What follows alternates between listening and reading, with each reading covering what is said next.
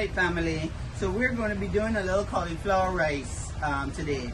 So we got our head of cauliflower and we cut up the little florets so that they're ready to go in your food processor. Okay?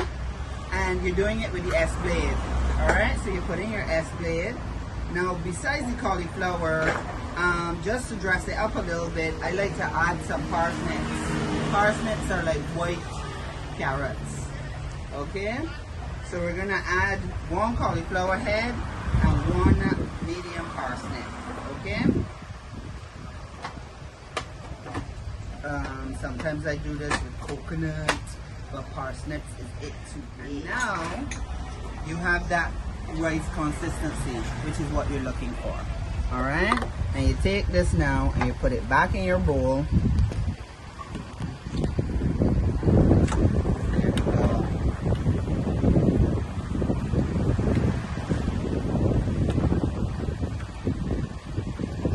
Alright? So once you have this now, you can dress it up. Okay?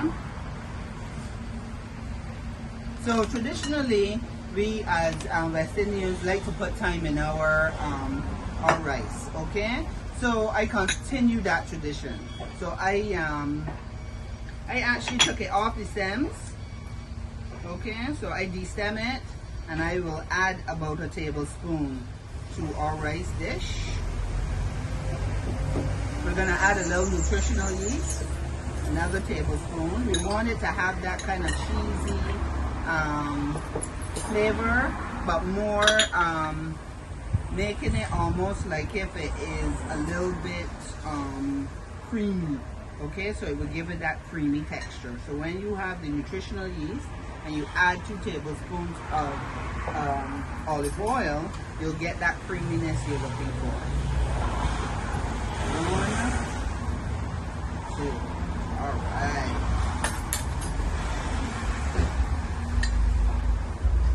Then you're gonna add a bit of onion. It's about a 1/2 cup you're gonna add.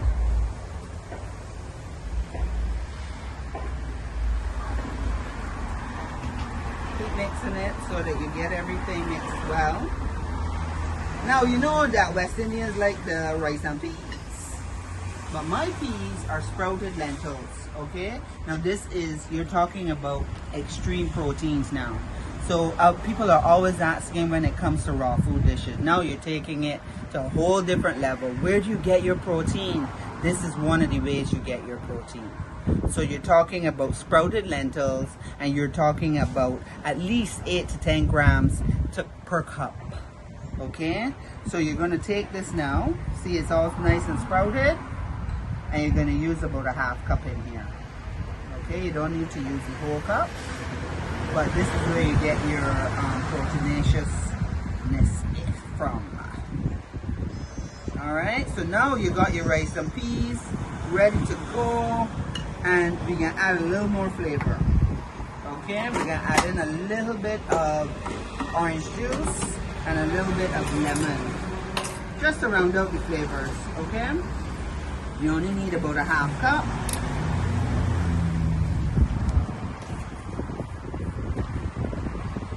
Don't want to lose my papers. Alright. There you go. That's enough. That's about a tablespoon of the juice. Oh, just to sneak this in. This is from my tree. I actually grow these at home. This is a nice fresh orange. My sister picked it yesterday. Just so y'all know. And you put in about a 1/2 of a tablespoon of lemon. Okay? And this will round out the flavor. And you will taste it at this point and decide if you want to put in some salt. So you can use a sea salt, a Himalayan salt, or sometimes I even use Dulse as my sodium of choice, okay? Which Dulse is a sous vide, and it gives you a completely different nutritional profile in terms of high iodine, lots of minerals from the sea, and it is very good for your thyroid.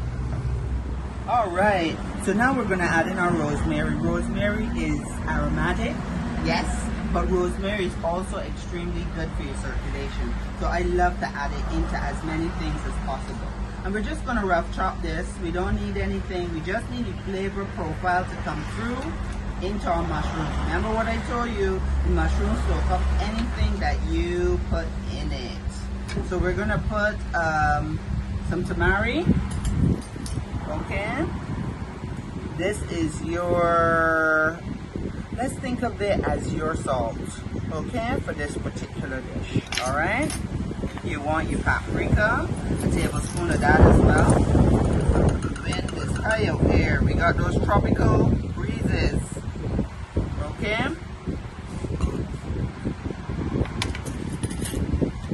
And we're going to put a tablespoon of olive oil. Okay, we don't need a lot of olive oil, but we need something to lubricate this. There you go. Alright, so you're not putting any salt or anything in this dish. You put it in the tamari.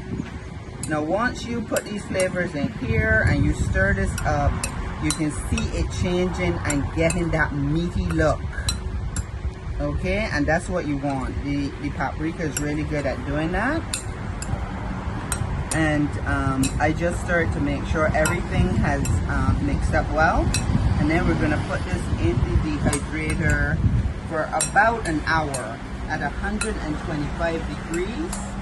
And we'll bring it back out when we get to our rice dish. Okay, so this is yummy, yummy, good for your tummy. Ready to go? We're going to take a little trip inside and we're going to put this here in the dehydrator just so you can see. Come with me. Dehydrator, and we have it on at 125 degrees.